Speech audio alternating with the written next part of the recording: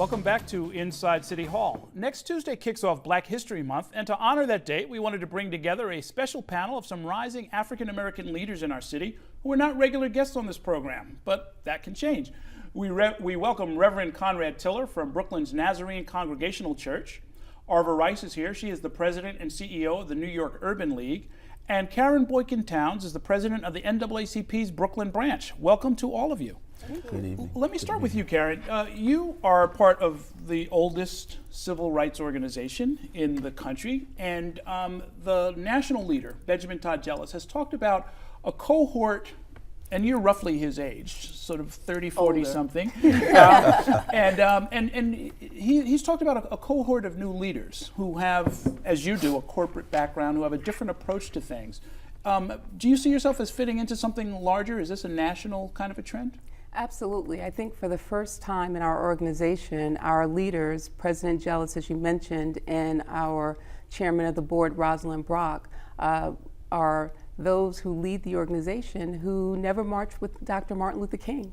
You know, and so that is a change for us, but at the same time, it is a passing of the baton and a need to really ensure that we have the next generation of leaders that are out there in the community dealing with the issues of today and bringing a whole new mindset in terms of how to tackle it, because while the issues in large part are similar to the way they were in the past, the way you come about them is different in the 21st century from time to time. Okay, very good. And Arva Rice, you too are not from the traditional mold of someone sort of who comes out of the civil rights movement, who begins by getting arrested or leading protest marches and so forth. How did you get to the New York Urban League?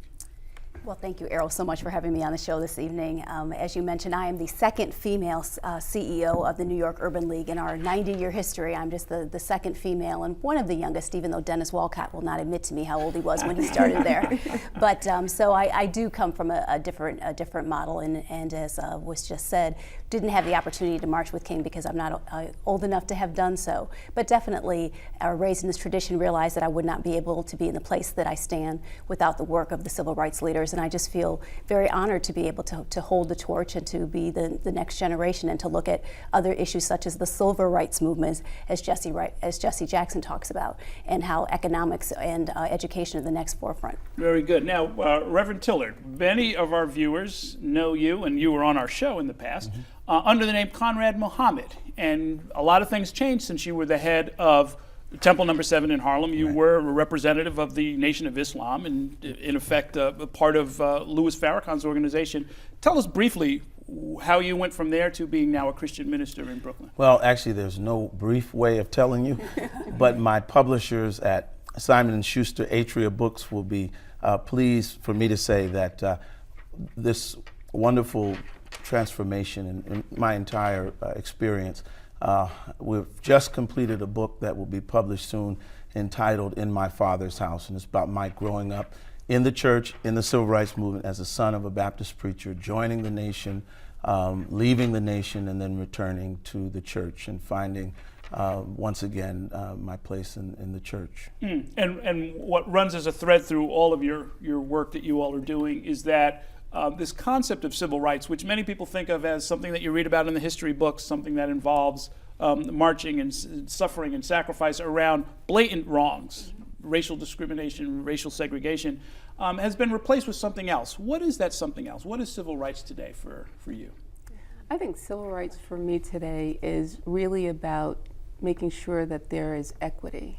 Equity, whether it's in education, whether it's in healthcare, whether it's in the ability to go out and get a job that will allow you to take care of your family. It's really about trying to ensure that there's a level playing field for everyone. And even though a lot of that is what our parents and grandparents fought for, we still see that there is inequity in our society, although we must admit that there has been progress, most certainly, that we've made. And Arva, there's an entire cohort of Black and Latino elected officials, people who have genuine, legitimate, actual power. We don't have to look any further than last night's State of the Union address to see how far it can go. And yet there's a need for civil rights organizations on the ground? Oh, absolutely. It is truly the best and worst of times for African Americans in that we are represented in the White House. But I often say that until every young person has the educational options of Sasha and Malia, that the work of civil rights organizations such as the NAACP and the Urban League, our work is not done yet. And not only is there work for the traditional civil rights organizations, but there's still a need for advocacy. One of the things that we all saw and we believed and embraced was that President Obama's election was a great step forward for this country. Many of us thought that it would usher in an era of post-racialism here in America.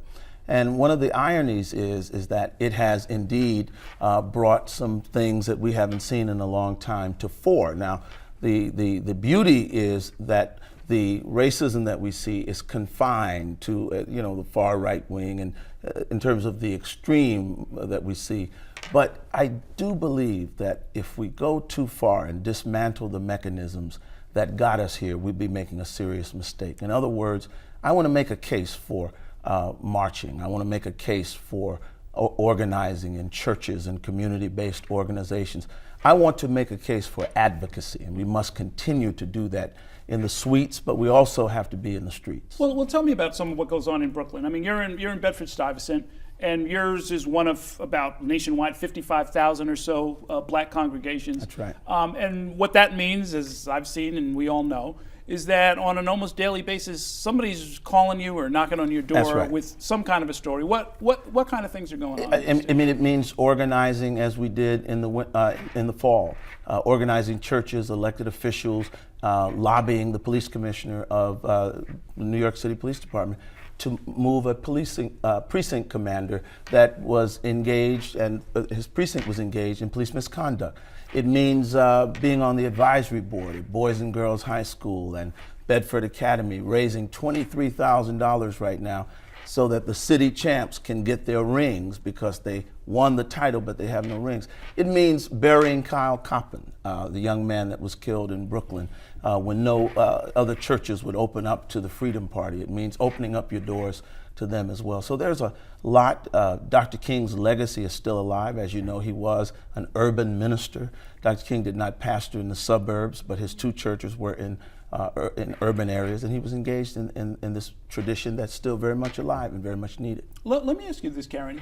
There was a split within the NAACP, or let's put it this way, a conversation, a heated conversation about which direction the organization nationally should go in. And it was seen that some of the efforts to provide services like counseling for people who were about to lose their homes was maybe not within the mission of the civil rights movement or of the NAACP. What happened to that conversation, and what do you think of that now? I know it's still a tension for a lot of people. Well, I think that at the end of the day, the NAACP is a civil rights social justice advocacy organization.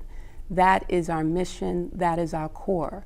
Now the question comes into whether or not we are a service, a social service organization, and that we are not. But that does not mean that there are not ways in which we, from a community perspective, need to engage. So of course, when there was the tragedy of Katrina and or the tragedy in Haiti, we responded by sending people there, raising money, dealing with the government to ensure that there was direct conversation and goods were getting to where they needed to be.